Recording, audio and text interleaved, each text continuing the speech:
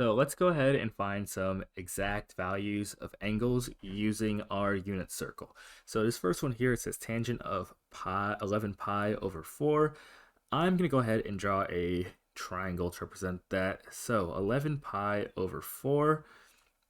I'm first going to have to convert this into something that we can actually see because 11 pi over 4 is more than one full rotation around our circle. So this is going to be the same thing as 8 pi over 4 plus 3 pi over 4.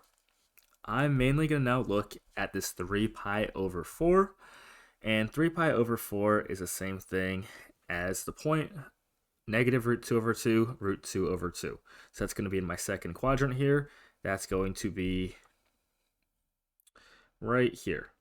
And so now I'm going to go ahead and draw a triangle to represent this. So my reference angle, or my standard position angle, is going to be there, but I need a reference angle, and my reference angle is going to be here. So I'm going to go ahead and make my triangle, which looks like this. My x value here is going to be negative root 2 over 2, and then my y value here is going to be root 2 over 2. Again, we get that from the point of 3 pi over 4 being negative root 2 over 2, comma, root 2 over 2. Use your unit circle for that.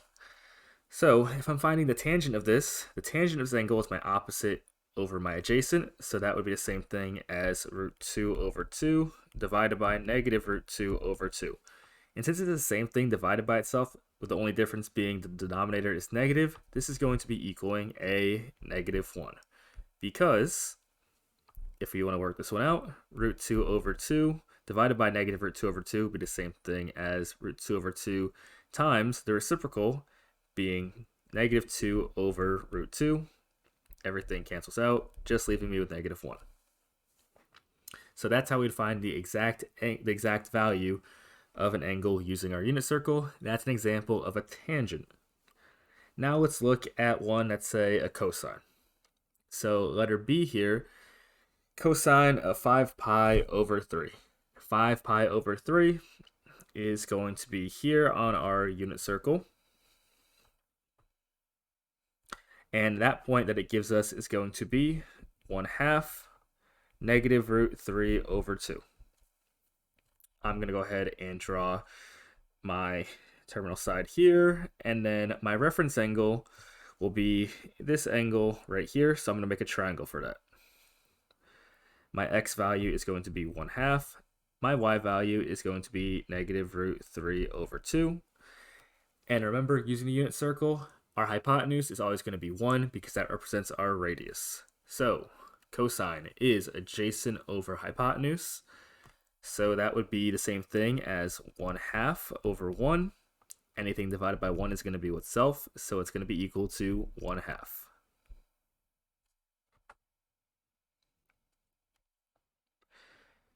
Now if I do something like, let's look like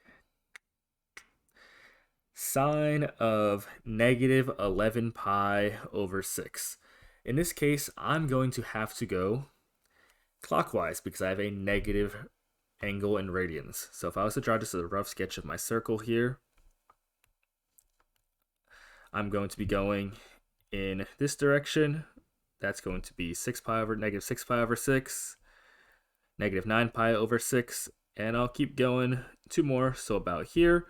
And this angle right here, its coterminal angle would be the same thing as something like pi over 6. Or its reference angle here actually would be pi over 6. So we're going to be using a reference angle of pi over 6 because it will give us the same exact value here. So this is going to be using pi over 6. So pi over 6 is in the first quadrant. That's going to be here. And again, for pi over 6, that's going to be root 3 over 2, comma, 1/2. I'll make a triangle again with a reference angle. My x value is going to this time be root 3 over 2. My y value is going to be 1/2. And my hypotenuse is also going to be 1. Sine is opposite over hypotenuse, so that would be 1/2 divided by 1. So just like my previous answer, it's going to be not -1. It's going to be a +1. To save some time in doing all this with drawing the triangles, if we know our coordinates, we can cut through making the triangles by knowing what our sines and our cosines will equal in terms of our x and our y values. So I'll do this right here. Sine is going to give us our y values, or it's going to be the same thing as our y values. Cosine is going to be the same thing as our x value. And then tangent is going to be our opposite. So that's going to be, or not opposite, tangent is going to be our y values divided by our x values.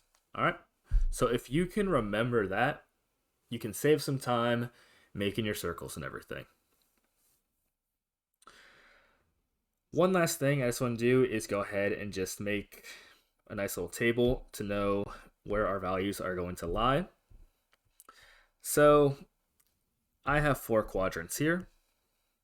I know in quadrant number 1, 2, 3, and 4. So in quadrant number 1, I have a positive x and a positive y. Quadrant 2, I have a negative x, negative y, or not negative y, positive y. Quadrant 3, I have negative x and a negative y.